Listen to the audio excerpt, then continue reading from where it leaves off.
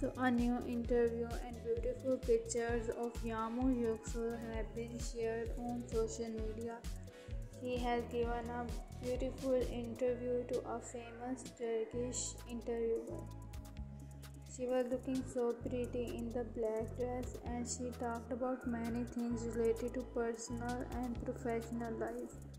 Yes, guys, Yağmur said that the work of çiçekleri is always a source of inspiration for her, and her partner Baris is very supportive. So, Baris has also given a reaction and said that he is happy to see the interview of Yağmur Yüksel that has caught up a lot of attention of the fans.